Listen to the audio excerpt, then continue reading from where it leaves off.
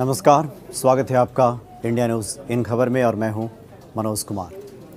हमारे जीवन में शुद्ध हवा की कितनी आवश्यकता है, कितनी अहमियत है, ये बताने की आवश्यकता नहीं है।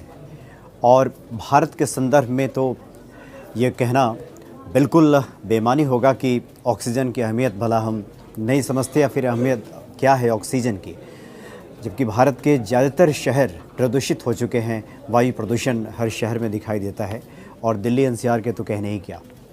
ऐसे में एक बहुत ही ये दुखद खबर कही जा सकती है कि पूरे विश्व को 20% शुद्ध हवा देने वाला, शुद्ध ऑक्सीजन देने वाला जंगल इन दिनों आग से घिरा हुआ है। और पिछले 16 दिनों से, बल्कि से भी ज़्यादा हो गया, आग वो की लपटें वहाँ चारों तरफ फैली हुई हैं। दरअसल धरती का फेफड़ा और वर्षा वन क्षेत्र के नाम से मशहूर है ये जंगल।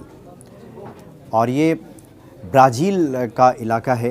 ये अमेज़न जंगल फॉरेस्ट के नाम से इसको जाना जाता है और काफ़ी दूर तक ये फैला हुआ भी है। इसमें लगभग 27 किलोमीटर क्षेत्र प्रभावित हुआ है इस आग से और 55 लाख वर्ग किलोमीटर क्षेत्र में ये जंगल फैला हुआ है। और जैसे कि मैंने पहले कहा कि लगभग 16 दिनों से ज़्यादा हो गए कि यहाँ पे आग लगी हुई है। और इंटरनेशनल मीडिया में बाद में इस खबर को अहमियत मिली, तब तक आग ने काफ़ी विकराल रूप धारण कर लिया था।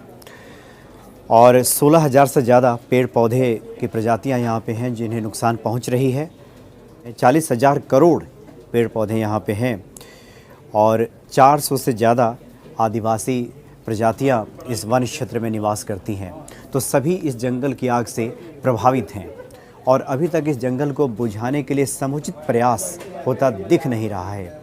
हालांकि इस जंगल की आग को लेकर जो ब्राज़ील के प्रेसिडेंट हैं जायर बोल्सोनारो, इनके ऊपर आरोप लगाया गया है कि जो उनकी नीति है जंगल को लेकर, यानी वन क्षेत्र को काटा जा रहा है, लोगों को ज़मीनें खाली करने को कहा जा रहा है और अनाप शनाप जो जंगल की कटाई हो रही है और पर्यावरण के साथ जो छेड़छाड़ किया जा रहा है, जिसका नतीजा ये है कि आए दिन इस जंगल में आग लग जाती है। आग तो पहले भी लगती रही है, लेकिन इतना विकराल रूप आग ने कभी धारण नहीं किया था जो अभी भयावह स्थिति वहाँ पे दिखाई दे रही है।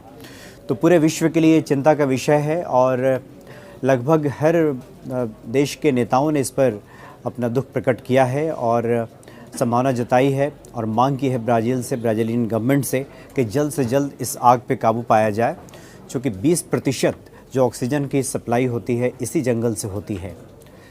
आप समझ सकते हैं कि कितना अहमियत है इस जंगल का, इसीलिए धरती का फेफड़ा इसको कहा गया है इस जंगल को।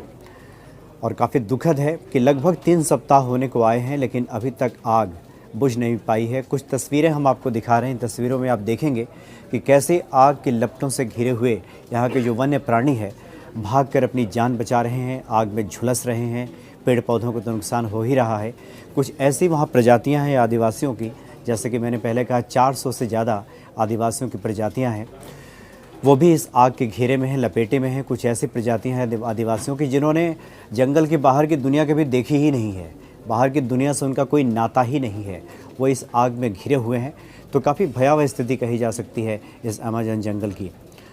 और फ़िलहाल चूँकि अब विश्व का ध्यान उस जंगल की तरफ गया है और जो ब्राज़ीलियन प्रेसिडेंट हैं उनके ऊपर एक दबाव भी बनाया गया है कि जल्द से जल्द आग पे काबू पाने के लिए कुछ उपाय ढूंढे जाएं, समुचित उपाय किए जाएं और ये सुनिश्चित किया जाए कि आने वाले दिनों में इस तरह की आगजनी इस जंगल में ना हो।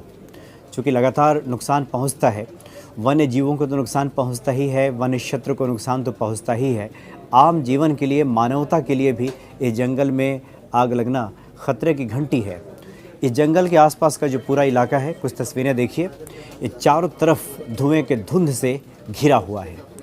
दिन में ही ऐसा लगता है जैसे अंधेरा सा छा गया है, क्योंकि 2700 किलोमीटर क्षेत्र, ये काफ़ी बड़ा क्षेत्र होता है जो आग के चपेटे में है, आग से प्रभावित है।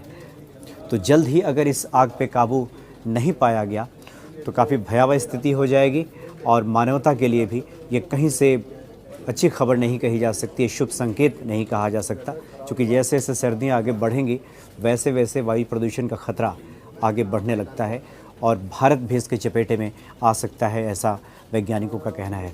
फिलहाल इतना ही, नमस्कार। इन खबर चैनल को सब्सक्राइब करें और बेल आइकन दबाना ना भूलें।